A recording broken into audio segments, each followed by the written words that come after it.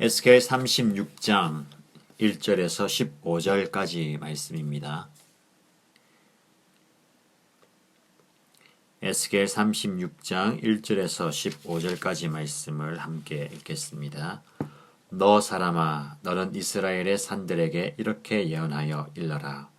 이스라엘의 산들아, 너희는 나 주의 말을 들으라. 나 주 하나님이 말한다.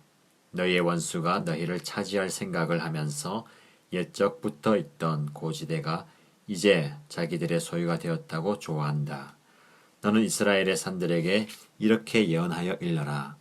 나 주 하나님이 이렇게 말한다.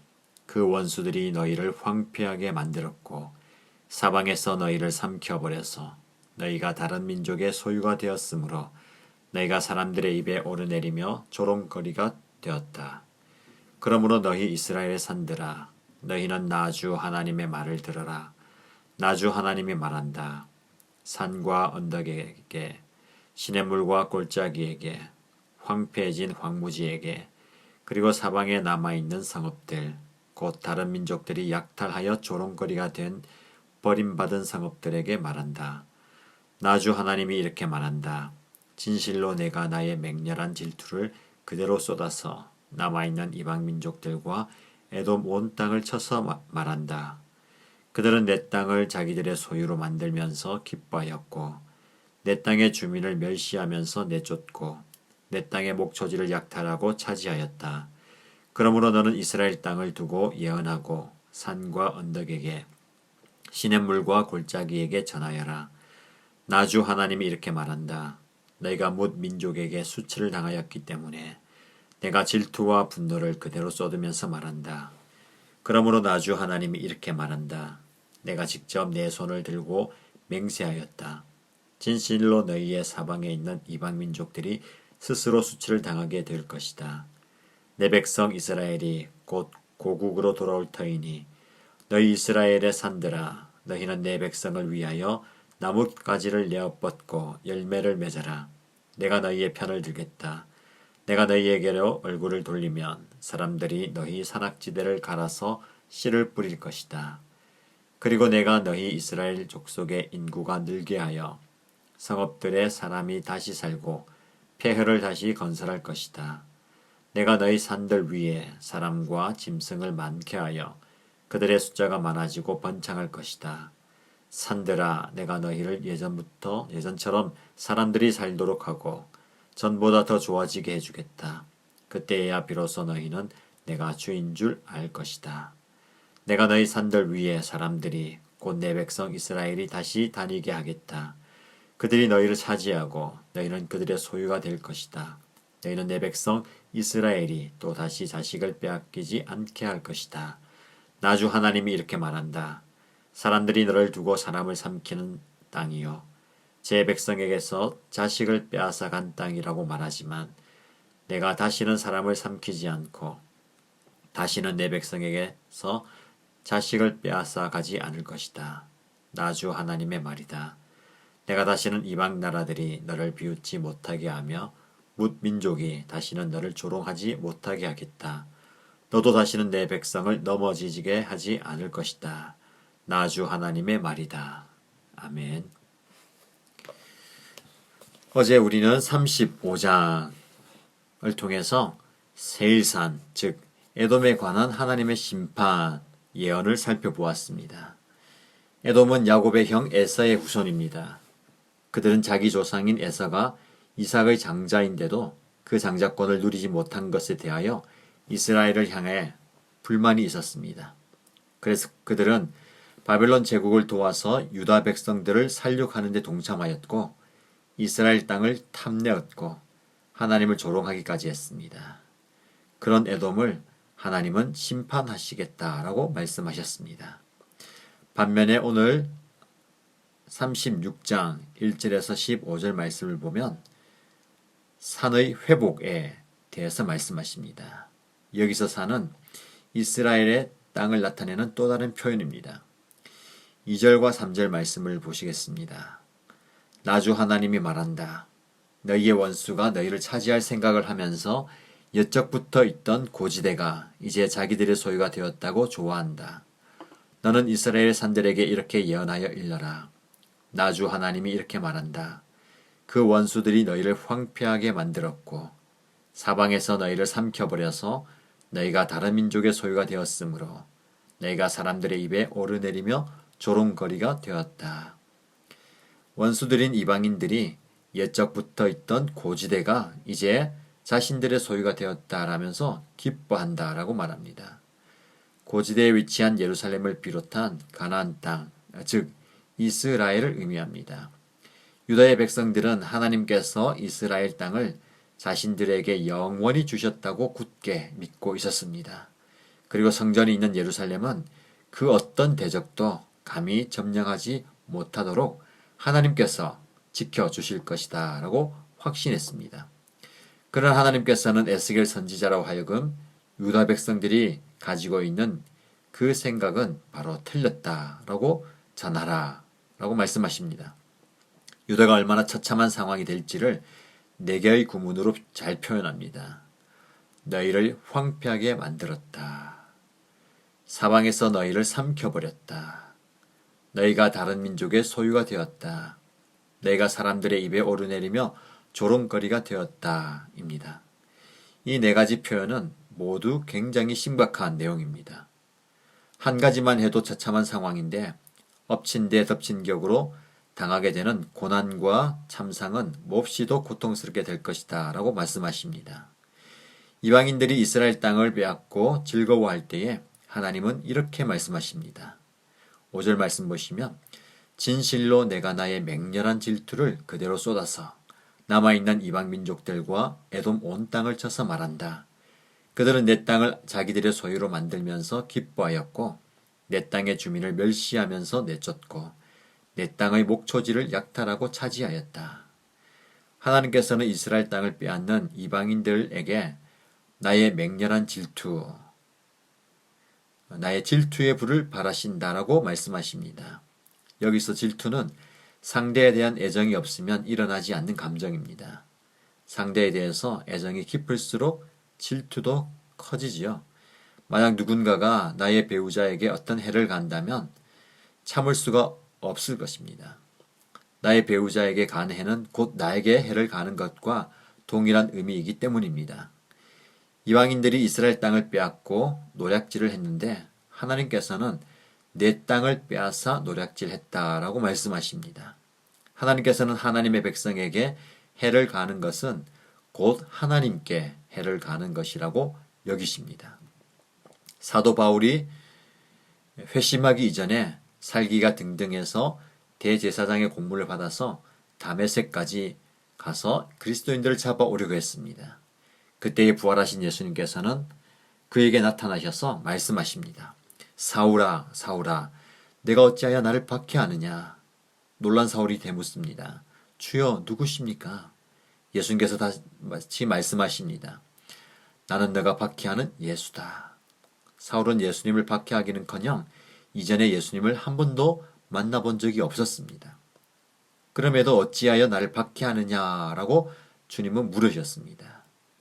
주님을 따르는 사람들을 박해하는 것이 곧 주님을 박해하는 것과 동일한 의미이기 때문입니다.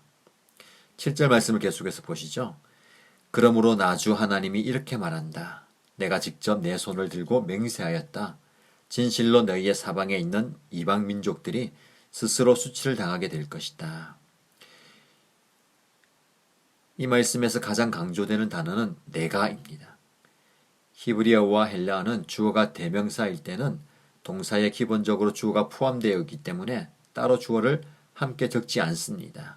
그런데 강조하고 싶을 때는 주어를 쓰게 됩니다.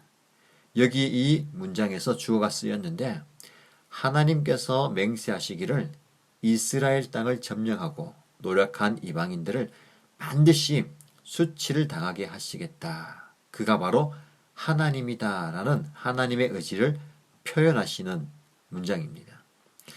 오늘 본문 3절에서 7절까지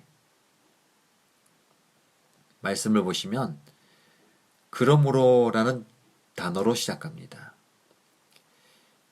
3절과 5절에는 그러므로라는 단어를 번역하지 않아서 없지만 히브리어 성경에 보시면 다른 구절과 동일하게 3절에서 7절까지 모든 문장 앞에 그러므로라는 단어가 있습니다. 이 그러므로라는 단어는 2절의 내용이 7절까지 이어진다는 것을 의미합니다. 이스라엘을 점령한 이방인 원수들이 우리의 기업이 되었다, 이 땅을 정복하였다라고 기뻐할 때에 하나님께서는 이방인들이 자신들의 수치를 반드시 당하게 될 것이다 라고 말씀하십니다. 9절과 10절 말씀 보시면 내가 너희의 편을 들겠다. 내가 너희에게로 얼굴을 돌리면 사람들이 너희 산악지대를 갈아서 씨를 뿌릴 것이다. 그리고 내가 너희 이스라엘 족속의 인구가 늘게 하여 성읍들에 사람이 다시 살고 폐허를 다시 건설할 것이다 라고 말씀합니다. 하나님께서는 이스라엘 땅이 비록 이방인들에게 짓밟힘을 당하고 모든 것을 빼앗기게 된다고 하더라도 돌이켜 주셔서 다시 그 땅을 갈고 심을 수 있게 하시겠다. 그리고 사람도 많아지게 하겠다라고 약속하십니다. 사람이 많아지고 번성하게 되는 것은 하나님께서 주시는 복을 표현합니다. 이것은 바벨론으로 포로로 끌려간 사람들이 다시 돌아오게 될 것이라고 하는 회복의 예언이기도 합니다. 그리고 이 말씀에는 언어의 유의도 있습니다. 35장에서 세일산으로 표현되는 에돔을 심판하시겠다고 하나님은 말씀하셨죠. 그리고 오늘 본문의 말씀에 사람을 너희 위에 많게 하겠다라고 회복을 약속하십니다. 에돔은 심판하고 이스라엘은 회복하겠다 약속하시는데 여기에서 사람은 히브리어로 아담입니다. 에돔과 아담은 자음은 똑같고 모음만 다르죠. 에돔도 불다라는 단어에서 왔고 아담도 불다라는 단어에서 왔습니다. 에돔 땅은 하나님의 심판을 받아서 황폐하게 될 것이지만 아담의 땅, 이스라엘은 황폐함에서 회복될 것이다 라고 약속하십니다. 여러분, 하나님의 회복의 약속은 15절 말씀으로 이어집니다. 내가 다시는 이방 나라들이 너를 비웃지 못하게 하며 뭇 민족이 다시는 너를 조롱하지 못하게 하겠다. 너도 다시는 내 백성을 넘어지게 하지 않을 것이다. 나주 하나님의 말이다. 이 구절을 보시면 다시는 이라는 말이 3번이나 반복됩니다. 다시는 이방 나라들이 너를 비웃지 못하게 하겠다. 다시는 너를 조롱하지 못하게 하겠다. 다시는 내 백성을 넘어지게 하지 않을 것이다 라고 말씀합니다. 다시는 3번이나 반복하는 이유는 완전한 회복됨을 강조하기 위해서입니다. 하나님은 이스라엘을 회복시키십니다. 여러분, 우리가 계속해서 에스겔 말씀을 묵상하게 되는데 오늘 36장의 말씀 그리고 내일 주일 37장의 말씀을 통해서 하나님은 이스라엘을 반드시 회복시키다 라고 말씀하십니다. 여러분, 이 회복은 하나님의 말씀이기 때문에 성취됩니다. 오늘 본문의 말씀을 가만히 묵상하시면 주 여호와의 말씀이다 라는 말씀이 계속해서 반복되죠. 여러분, 하나님의 말씀은 변함없이 하나도 틀림없이 성취됩니다. 그래서 우리는 하나님의 말씀을 붙들어야 합니다. 하나님의 약속의 말씀을 붙드는 것이 정말로 중요합니다. 유다 자손들이 우상 숭배와 하나님을 등진 삶, 이방적 가치관에 물든 삶으로 인해서 그 땅을 오염시킬 때에 하나님께서는 그들이 바벨론의 포로가 되는 것을 허락하셨습니다. 유다 백성들이 포로 생활을 하면서 자신들의 지난 삶이 얼마나 형편없었는지를 확인하고 얼마나 하나님을 속상하게 만들었는지를 깨달았다면 그들은 거기에서 하나님, 제가 참 바보처럼 살았군요. 제가 정말 잘못 살았군요 라고 고백해야 합니다. 그런데 하나님께서는 그들에게 주님 안에서 함께 지어져가는 은총과 복을 베풀어 주기 위해서 다시 조국으로 돌아오게 해주시겠다고 약속하십니다. 저와 여러분의 지난 삶을 가만히 돌아보시기 바랍니다. 하나님께서는 저와 여러분을 언제나 본래의 자리, 우리가 있어야 할 자리, 하나님의 은총의 자리로 이끌어 주셨다는 것을 깨닫게 됩니다. 참 실수할 때도 많았습니다. 실패의 자리에서 방황할 때도 참 많았습니다. 근데 하나님께서는 그때마다 저와 여러분을 찾아오시고 우리의 눈물을 닦아주시고 우리의 손을 잡아주시고 우리를 인도하셔서 우리가 있어야 할 자리로 불러주셨습니다. 그리고 여러분, 지금도 우리 하나님은 우리를 찾아오셨고 우리를 불러주십니다. 오늘 저와 여러분이 서 있어야 할 자리가 어디입니까? 저와 여러분은 결코 멸망의 자리에 서 있는 존재가 아닙니다. 하나님께서는 저와 여러분을 선택하셨고 또한 부르시고 하나님께서 보내신 축복의 자리로 인도하십니다. 오늘 하루를 시작하면서 우리가 있어야 할 자리를 생각하십시오. 여러분이 있어야 할 자리에 서 계십시오. 지금 내가 힘들고 어려운 자리에 있다 하더라도 하나님은 우리를 회복시켜 주십니다. 그리고 우리를 하나님의 은혜의 자리로 이끌어 가실 줄 믿습니다. 그 은혜를 사모하시고 그 은혜를 기대하시고 그 은혜를 구하는 여러분 되시길 바랍니다. 오늘 하루 더 나아가서 남은 우리의 모든 삶을 하나님께 맡기시고 하나님께서 우리를 회복시켜 주시고 우리에게 사명을 주신다는 것을 기억하면서 그 사명을 이루어가는 저와 여러분 되시기를 예수님의 이름으로 축복합니다. 함께 기도하겠습니다. 하나님 아버지, 오늘 본문의 말씀을 통해서 하나님 되심을 보게 됩니다.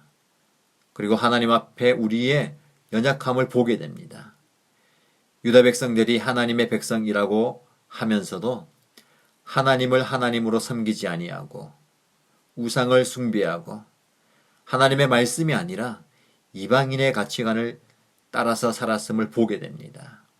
바벨론까지 포로로 끌려가면서 하나님을 알지 못하는 사람들로부터 조롱을 받기도 했지만 하나님께서는 그들을 다시 돌아오게 하셔서 회복시켜 주실 것이라는 약속의 말씀을 오늘 보게 됩니다. 그 말씀에 비추어 우리의 삶을 돌아봅니다. 우리 역시 하나님보다 물질과 나의 욕망을 하나님의 자리에 올려놓았던 때가 적지 않았음을 고백합니다. 하나님께서 우리를 돌아오게 하지 않으셨다면 우리는 영원히 수치를 당하면서 세상에서 슬피 울 수밖에 없는 존재임을 고백합니다. 하나님 아버지, 우리의 연약함을 고백하고 우리의 죄악을 고백하니 용서하시고 우리를 붙들어 주옵소서. 우리가 어디에 서 있든지 늘 우리를 기억하시고 찾아오시고 인도하시는 하나님을 인하여서 감사를 드립니다. 어김없이 오늘 하루를 우리에게 허락하신 하나님, 이 하루를 헛되이 흘려보내는 어리석은 사람이 되지 않도록 우리를 도와주옵소서. 오늘 우리에게 지혜를 주셔서 지혜로운 생각하게 하시고 지혜롭게 판단하며 지혜로운 선택을 하게 하시고 우리가 말하는 모든 말 위에 하나님의 지혜를 더하여 주옵소서. 오늘 하루 우리를 회복시켜 주시며 새 영과 새 마음을 주셔서 굳은 마음을 제하여 주시고 부드러운 마음을 주여 허락하여 주시옵소서. 그리고 우리가 하나님을 목적으로 삼고 살아가는 복된 하루하루를 살아가는 저희들 되게 하여 주옵소서. 오늘 하루 우리 하나님께서 함께하여 주시기를 소원하며 살아계신 예수님의 이름으로 기도드립니다. 아멘.